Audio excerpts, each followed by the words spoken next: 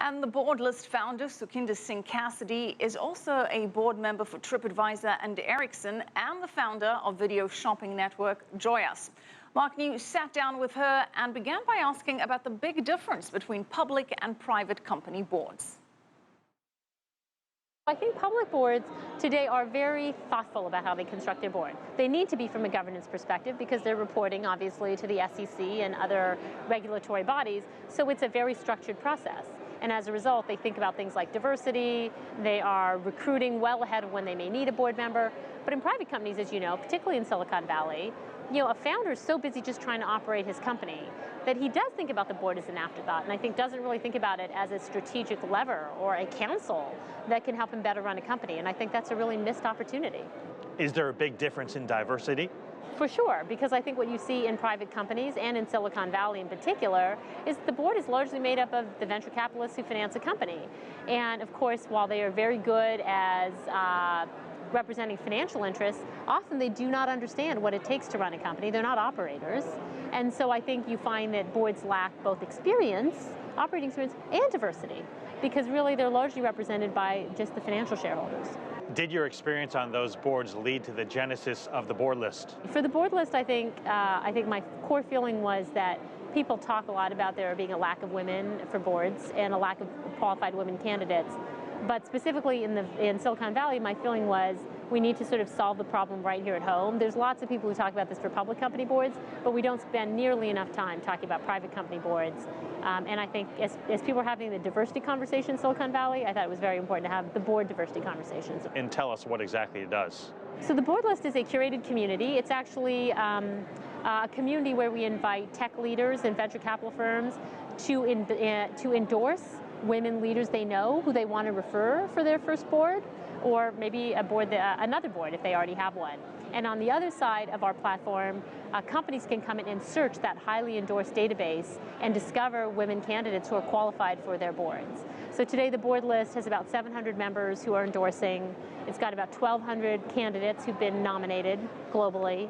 About 50% of our representation is inside Silicon Valley, and about 50% of candidates nominated are from outside Silicon Valley.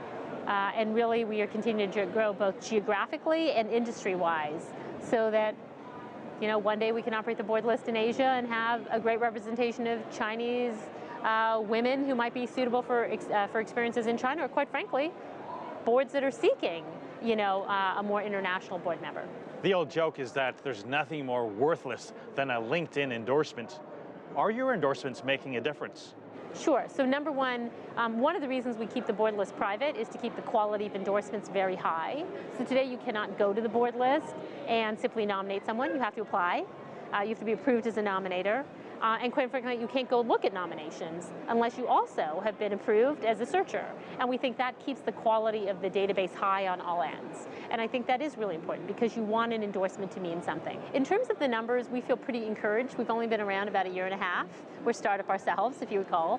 But in our first year, we had almost 150 board searches open in the board list tool. When we track placements of the women who are on the board list, 34 took board seats last year. Some of them involved the board list help, some did not, but we are tracking the funnel all the way through. So what we're really looking to see is not only can we grow the statistics of the number of women who are in the board list, what we really want to see is that we're growing the number of searches. And so by that measure, we feel pretty good about our first year's performance. How do you make money from the board list? Today, most of our funds come from member fees. Our VCs and corporates pay to be members of the board list, as well as sponsorship dollars. We do have an emerging business model around charging people for help, assisted search, per search they do. But I think it's very fair to say that our goal is to stay pretty lean and pretty impactful. As an experienced board member, tell me, what skills do you think a board member needs to have to be an effective board member?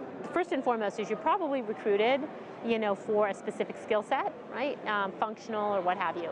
In terms of what else it takes to be effective in the boardroom, I think probably the key trait in the boardroom that's different from your day job is you need to be able to know how to influence, because your job in a boardroom is not to do, right? It's to advise.